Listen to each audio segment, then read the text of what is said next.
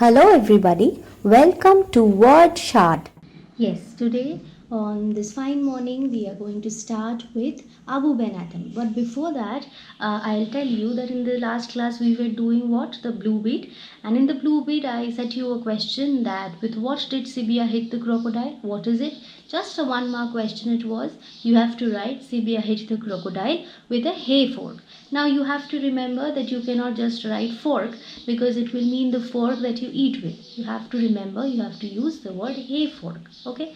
So Sibia hit the crocodile with a hay fork. Varalakshmi, Deepika, you have answered it correctly.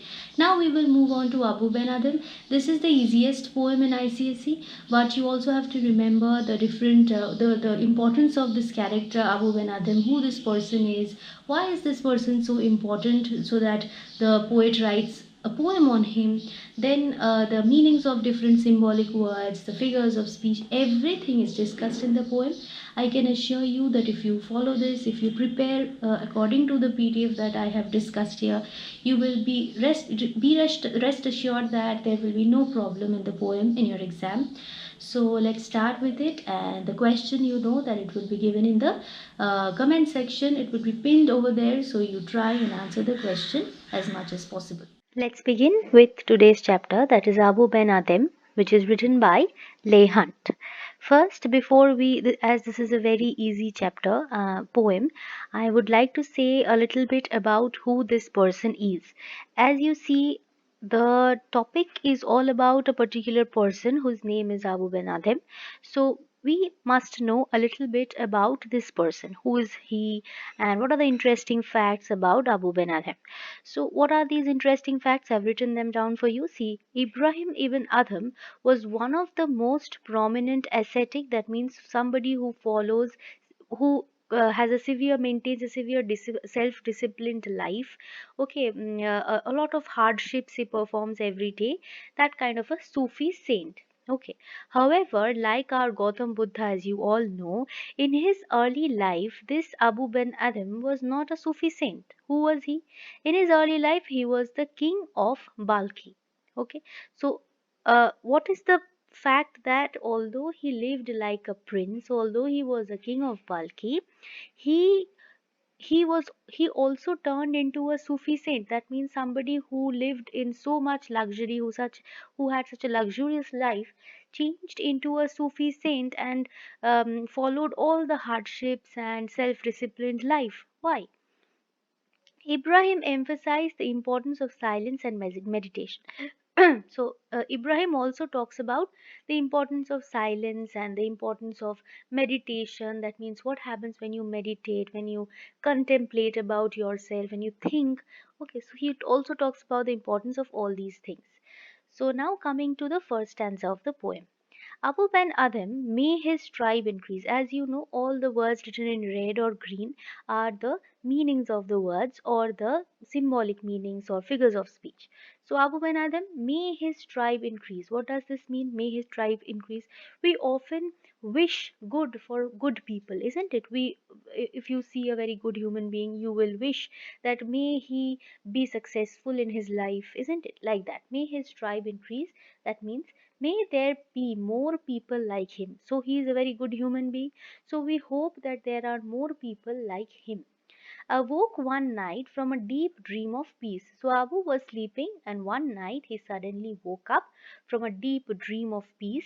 That means he was peacefully sleeping and he had a peaceful state of mind. And then he woke up.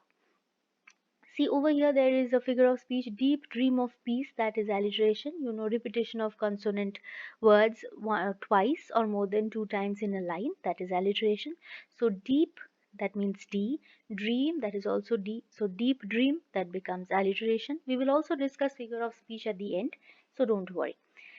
And saw within the moonlight in his room. So in the night there was the room was moonlit, and make it was making, you know, the light of the moon is very calm and soothing and gives you a lot of peace.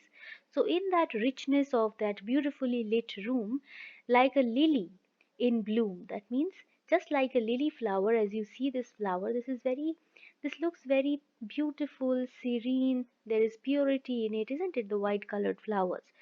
So he saw something like this. What was it? An angel writing in a book of gold. So, who is compared to this lily? It is the beautiful angel who is compared to lily. You know, angels have that kind of beautiful appearance. That means they are very calm and peaceful and serene, isn't it? So thereby the angel is they often wear white colored dresses with wings. They have wings on them. They have a glow coming out from their body. So that is why they're compared to the lily flower. So he saw an angel, and what was it doing? It was writing in a book of gold. That means there was a book of gold, and the angel was sitting in front of the book and writing something on it. Okay. So why is it book of gold? Why is the word gold used over here? Because it symbolizes the richness or the great value of the book. Okay, question can come from here, that why is it a book of gold?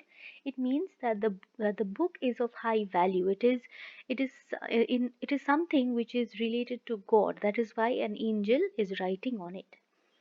Exceeding peace had made Ben Adhem bold. So, because he was peaceful, in his mind was in a peaceful state, and he was self assured of whatever he was doing, Ben Adhem became very courageous or bold, and to the presence in the room he said, that means he asked the angel, "What writest thou?" That means, "What are you writing?" The vision raised its head, and with a look made of all sweet accord, that means he looked up, the vision, that means the angel, looked up, and with a very sweet accord, that means with in a very sweet manner, answered, "The names of those who love the Lord." So what was he writing? What was the angel writing in that book? It was writing the names of those people who love God or who love the Lord. That means he was writing the names of those people who love the God. Now Abu asks, "Is mine one?" That means in that list, are you writing my name? Are you including my name? Nay, not so. So Abu did not expect such an answer. Abu was self-assured that he was trying to do good to people. He was a good human being. So he was very unsatisfied when he hears this reply. Nay, not so. The angel replies that no, your name is not in the list who loves the Lord. Abu spoke more low. Why more low? Because Abu is little sad. Abu did not think that his name would not be in the list of those who love God. But cheerily still, that means still cheerfully, he asks, "I pray thee then, write me as one that loves his fellow men."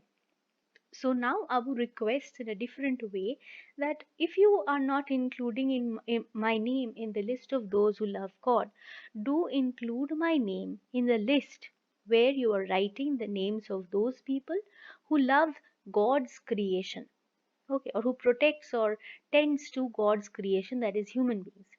Include my name in that list where you are writing the names of those who love the creation of God or who love the human beings of God, made by God. So summary, this is a very easy part. I think it is already clear to you. Even then I'll read the summary. Abu woke up one night and saw a moonlight like presence in his room. So there was moonlight like presence in the room. This moonlight like presence is the angel. It was so serene and pure that is compared to moonlight, it is compared to the lily flower.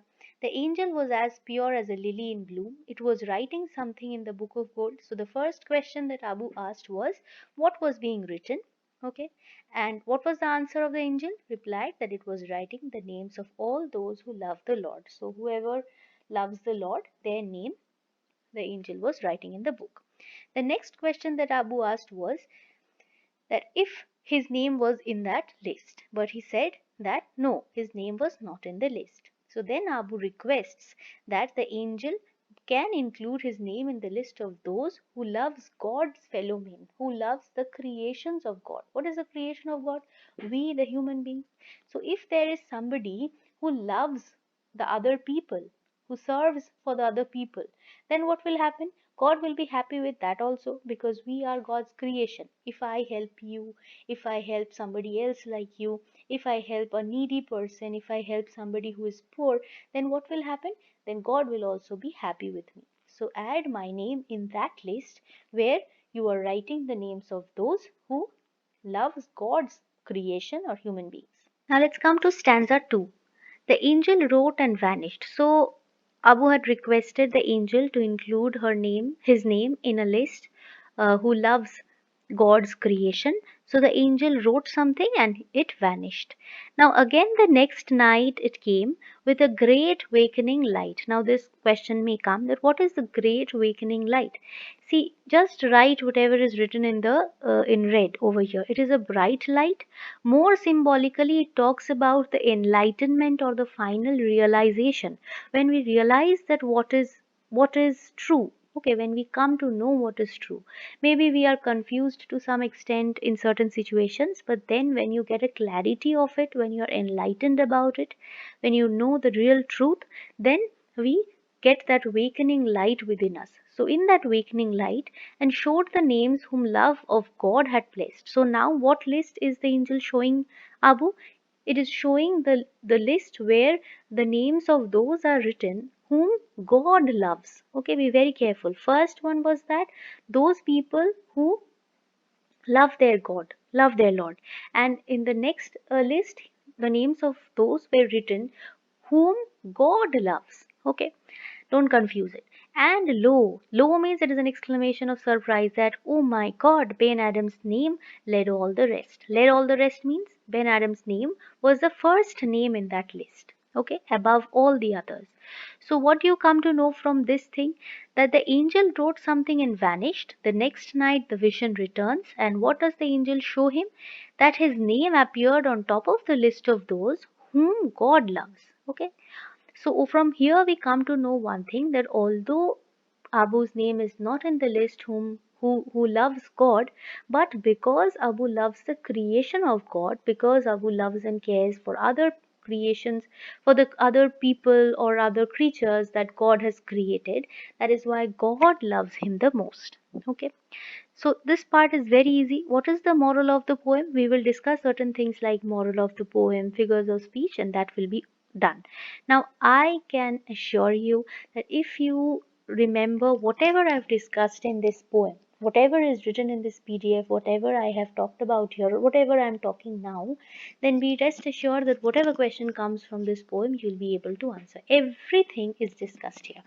Little easier meanings can be asked. I'll be discussing the question also in some other video, but you see almost everything is said over here. So if you want, you can prepare from here easily and then solve whatever questions is being asked in school or in your exam. You'll be able to answer them. So what is the moral of the poem?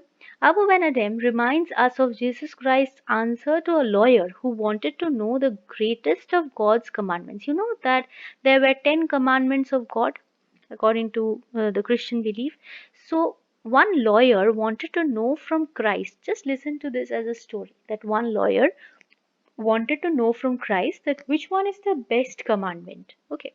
So Christ replied that firstly, love the Lord thy God with thy whole heart, with thy whole mind, and with thy whole soul. So the first one is that you need to love your God with all your heart, mind, and soul. And the second one, which is love thy neighbor as thyself. That means love the people around you. Love and take care of those people who live around you, who are your neighbors, whoever you see around you. Okay, this is also one of the best commandments. So Christ had said that there are two best commandments. Okay. So on the second commandment, the poem is based. Okay. Where we see that God loves Abu the most. Why? Because Abu loves God's creation. We must love God's creation, His people, if we love our God. We cannot claim of loving God if we cannot love His men. Obviously, if you love somebody, you will take care of his or her things also, isn't it? So, even God will understand that yes, this is a man who loves other people. Those are my creation. So, God will also love you. The poem celebrated humanistic ideals. This is humanistic idea that you should love each other. One human being should love other. There should not be any hatred between each other. Okay. It makes Abu sad that his name is not on the list of men who love God. However, he soon realizes that God loves him as Abu loves and cares for God's creation. So soon Abu, in that awakening light, in that enlightenment he gets, he realizes that yes, I might not be in that name who loves God, but because I love God's creation, God loves me the most. Okay, that's the whole idea. Next, there is a supernatural element in the poem where you see the angel. So that question may come so I have given that also. Supernatural means something which cannot be explained by science or logic. So whichever thing that you cannot understand by use of logic and science, that is supernatural element. Here we talk about what? Gods, spirits and angels that we cannot describe with in science or logic. So those are supernatural elements. The use of certain words like vision and angel writing in a book of gold, all this emphasizes the presence of the supernatural element in Abu's room. So from here we obviously find certain elements, supernatural elements in the poem. However, the reader may also interpret, there can also be another idea that it is Abu's self realization. This was not an angel coming into his room and telling him something, but perhaps Abu himself was realizing certain things. Okay, it was Abu who was thinking, and perhaps the great awakening light was his enlightenment. He was finally enlightened. You know, when you think about something, when you go on thinking about it, for example, if you think about a certain work that you have done, if you go on thinking about it, think whether it is good or bad, whether this should be done or not, or not be done, then you yourself realize your own mistakes, isn't it? That is enlightenment, that is your self realization. So perhaps Abu also realized it, and he was God's favorite as he served men in a different way by serving his fellow men. Perhaps Abu one day felt that am I truly serving God? Then he realizes, although I'm not praying to God every day or daily and going to temples, churches, and mosques, but you see, if I just love the people around me, then also in one way or the other, I am praying to God or I am serving God. Okay, his compassion and empathy for God's creation made God love him the most. Okay, now we will come to the last topic, that is the figures of speech. Alliteration, this one I've already discussed. Repetition of consonant words twice or more than two times. See D and D repeated in one line two times. That is why it will be alliteration. The next night also, N and N, next and night. So this is also an alliteration. Coming to rhyme scheme. What is rhyme scheme? Rhyme scheme means when there is a rhyming word at the end of each line. As you see, if you follow the full poem, you will find many words that rhyme with each other. See these four lines and you'll be able to understand the others also. And to the presence in the room he said, what writest thou? The vision raised its head. So said and head rhymes with one another. So this has a rhyme scheme. Next, and with a look made of all sweet accord, answered the names of those who love the Lord. So accord and Lord, this is also rhyming. Okay, so this is the rhyme scheme over here. The rhyming lines in particular. Last, we come to climax. What is a climax? When you suddenly realize something, when you have not thought that this could happen, but you suddenly realize it, that is climax. Here also we find there is a climax. The poem leads up to a sudden realization of Abu that in the last four lines you see that realization happens in the last four lines. To everybody's surprise, the angel returns with another list, and the name of Abu is seen to lead the rest. So we did not expect that we will find the angel coming in again and showing the list where Abu's name is the first one, isn't it? So suddenly this happens, and the word lo brings out that surprise within us, that we realize that, oh, even if you are loving each other, the people around you, be it of any caste, creed, color, we are serving God. If you cannot love God's creation, then how can you love God? So somebody who loves other people, who takes care of those people, who shows empathy and love for them, those that is also another way of serving God. So these people are God's favorite. So here we come to an end with Abou Ben Adhem. This is a very easy poem. I think this will be the easiest for you all to prepare. And if you have liked my video, I think I should not say it again and again, because you truly love me and you do comment, subscribe, and share it with your friends. So thank you. I hope you have liked it, and bye bye.